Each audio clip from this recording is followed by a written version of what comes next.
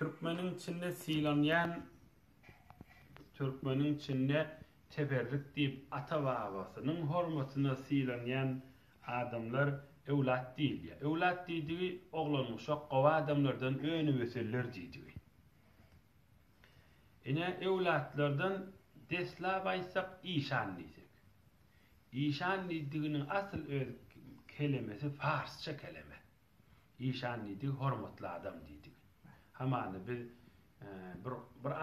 adın bilmesek ağam demeyes mi? Ya Hedret diyes. Hedret. Ohum işan şöyle din taraftan, dünya taraftan neydi? Din taraftan hedret dediği. Hamanı bir adamı ulul dubaydılsa şayet dünyada da ulu makamlı olsa, sultan olsa da hedret deytirler. Ama işan diyecek olsa din taraftan hormatlı adam deydiği. Adam deydiği.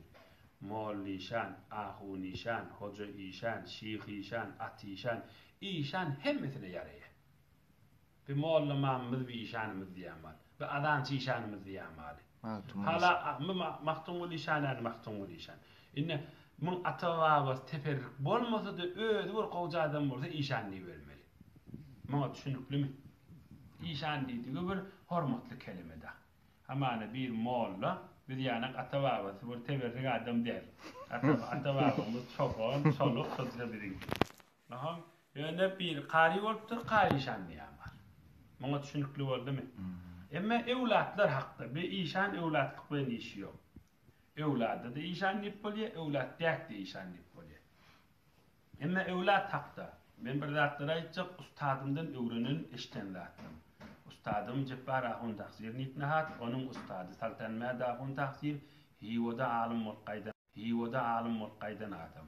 Onuň da ustady Hazreti Beýik alim Ubeydullah Bezzaz Kuddise sirruhdyr. Inni men ustadymdan öwrenenim. Ewlatlar Hulefai Raşidin 4 çariyar. Ebu Bekir Siddiq Peygamberimizin yerine oturan Halife-i Resulullah. Ebu Bekir Siddiq radıyallahu teala. On evladına ondan önü vesellere şeyh diýerler. Şeyh diýdiği bäde Arap dilinde iň garrysı, iň ulus diýdiği da. Ama Ebu Bekir Siddiq'tan önüne Türkmen şeyh tayfa diýse, biz şeyhlardan diýse Ebu Bekir Siddiq'tan gelýän öňü meseleler diýdi. Ebu Bekir Siddiq Türkmen näme işleýär diýämesin bir wagtda. Olaň aktyklarynyň, çoğuluklaryndan din İslam ýaýrasyn diýip gelirler bir ýurtlara. Türkmenden, Farsda, Bulşda, Kürtde, Arap azamda tamam